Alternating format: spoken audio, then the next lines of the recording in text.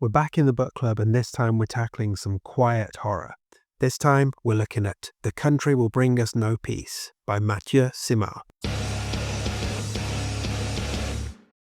Hi everyone, welcome back to my channel. I'm Dave Musson, at Dave Musson on Instagram. This is a place where normally I talk to you about Stephen King, but in this spin-off series I recommend great books to you. Yes, this is my book club where I just tell you about books that I've enjoyed a lot, that I think you will too. Almost exclusively horror books, but occasional veerings into just dark, weird stuff.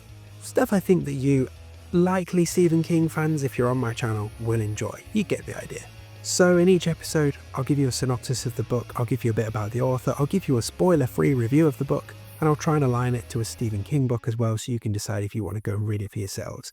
And if you do go and read it and you enjoy it, don't forget to rave about it on your own social media channels and leave your own reviews on Goodreads and Amazon. It really does help.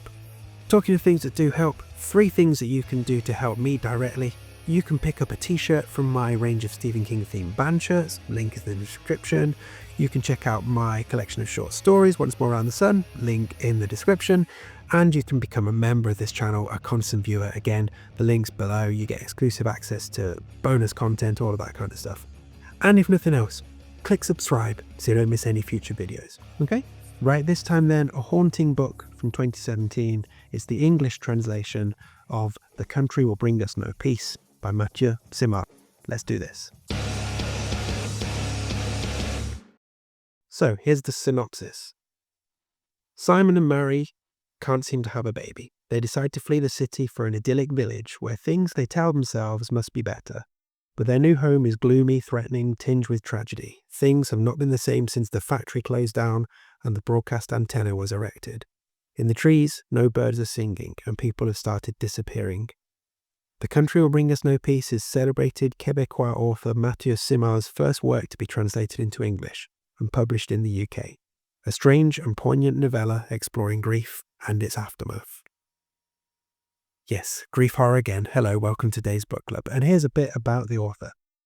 Matthieu Simard loves writing novels, but hates writing his own biography. In a bio, he usually just lists his novels published by Éditions Stanguet, Échec amoureux et autres niaiseries, Ça sent la coupe, Douce moitié, and Chlubis qui tombe toute seule.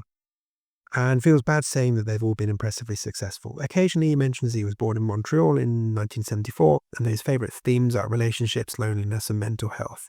He also talks about the screenwriting projects he's undertaken in recent years, which are still in progress, including the script for a feature film inspired Ça sent la coupe.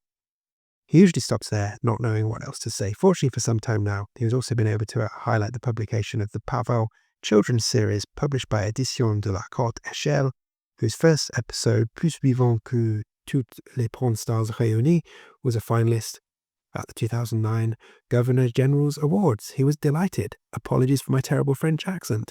Here is my spoiler-free review, because we've done the background. Okay?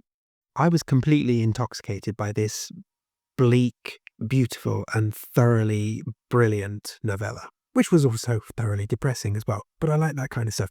I seem to be on a run of stories, dark stories centered around grief and parenting, and that one fits this bill and I was absolutely here for it.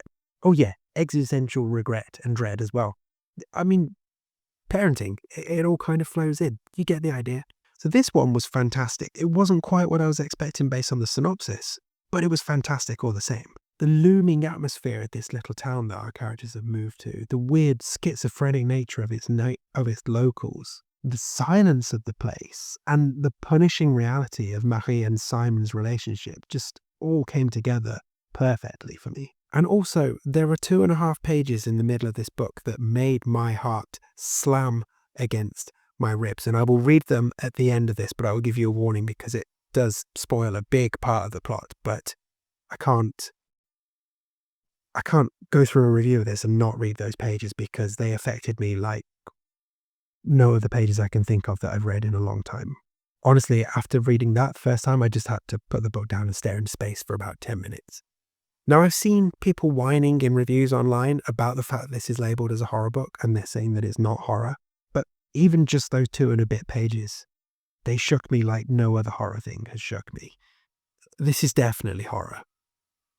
maybe those reviewers just haven't had the life experience to make it horrific for them. But trust me, his novella is horrific. So this is a novella, and the story's brevity was both a blessing and a curse. There were things I absolutely wanted to know more about, for sure. Yet, at the same time, I was very happy with not having everything explained to me and just leaving me to sit with it and ponder on it myself. That was fine as well.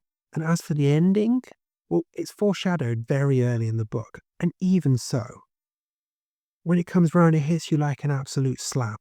And it is a perfect cap to a quite magnificent story. So when it comes to comparing this to a King piece, this feels like modern meditative King. And I don't have a direct comparison story for story, but had King written this or something like this, it would have sat really well in You Like It Darker. And it probably would have been published in like the New Yorker or something. So modern King for sure. And quite introspective, bit more literary. Those kind of vibes, okay? So to sum up, obviously this is a translated work and I've read the English translation and I thought the way the translation was handled was spot on. It wasn't overly fussy, it wasn't overdone, it was just brilliantly handled. And as an overall thought, I mean, it was crushingly depressing and gorgeous as heck as well. And while I don't normally give ratings here on the book club, like 5 stars, no notes, yeah. And to wrap up, so if you want to skip this, go ahead to the outro now. But to wrap up, I'm going to read those pages because I need to pass them on to somebody, okay? But if you don't want that, because it is a bit of a spoiler, skip ahead. She had just turned 3. She was the most beautiful little fairy in the Milky Way, and to this day I cannot speak her name. She smiled even as she suffered, and she had Mary's mouth, and to this day I can't control my trembling at the image of those slightly crooked teeth she never wanted to brush. She died in this very hospital 3.5 years ago. She would have been 6 now. She'd be in school, and to this day I can't wake up in the morning without wondering what flavour of yogurt I'd put in her lunch if she were still with us. Our daughter, sickness and death, here, far from there. I've never found words to describe the deterioration right before we lost her. I can't explain what that particular suffering feels like. A pain like when your tooth is pulled out but without end. They yank your molar out, and along with it comes every other aspect of your life, which was all somehow wrapped around the tooth. First your lungs are gone, you lose your breath, burning throat, faltering heart, your bones, your blood. It's your blood that is dead, your muscles, your eyes, your brain, your tongue, your nerves, your nails, all of it ripped out from inside you, all attached to that one molar, all yanked out from your gums. It all happens so fast, and yet it's all drawn out over such a long time that you are certain it will never end. There's always one more organ to rip out. There still remains an envelope of skin, and you are scrambling for your crutch, Marie, who is equally gutted and every bit is emptied out. You are the crutch of another crutch. Like 2 communicating vessels, she fills you up with her tears while you fill her up with yours. All the cries held in before this tiny body you want to see move again, that you see moving. You grab hold of your entrails and shove them back into the little hole in your guts, but they won't fit in anymore. They pop back up and spurt out, and you see the little body moving because if it doesn't move, it means there's nothing else left. The past is all for naught. All human history and these countless wars have only led up to this, your minor tragedy. If her tiny body doesn't move, it means nothing exists, no gods, no stars above. It means you will never move again. And if you don't move again, it means you won't know what to do ever again. Will never fathom out how to live or why. And then you see it move again, that little lifeless body. Hear it quiver, feel the tickling on your fingertips, the breath on your neck, the laughter in the park on the swings, and the hospital screams her lips on your skin, Dad. Her hands clasping yours, her fear of falling, her fear of hurting herself, her fear of leaving, in a hospital bed, the fear of leaving, and you fighting to keep your own fear hidden from her. Your fear that grows exponentially by the second. Fear of the void, fear of insufficient oxygen, fear of your crutch shattering to pieces, the end of everything. You'll always be a fraction of your former self until death takes you. You'll ever and always be a mere fraction, never whole. How everything is pulverized in a crematorium, and the urn in the moving box reminds us we can no longer just be. Sure, we'll go on pretending. According to clock and calendar, we'll keep getting older, and we'll keep right on pretending. Peace is a momentary void between 2 conflicts. My blood hurts. My blood will hurt forever. And every raindrop is her, our daughter come back to tap us on the shoulder. Every drop of water is her, reminding us that we will never learn to endure this pain, compensate for her absence, rescind her departure.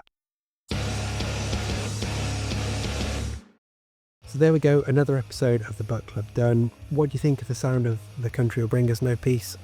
As you can tell, I highly recommend it. If you do go and check this one out, come back here and let me know how you got on. And if you do enjoy it, remember to leave a review on Amazon and Goodreads and to rave about it to your own friends and social media followings. And other things you can do, you can check out all the links in the description for my things, my collection, my Stephen King t-shirts, become a member of this channel, all that kind of stuff. You can click subscribe so you don't miss anything in the future. And you can check out all of my Stephen King content. There are literally hundreds of videos. But otherwise, I'll see you back here next week for another recommendation on the Book Club. Will it be another one about grief and parenting? Quite possibly. Who knows? You'll have to come back and see.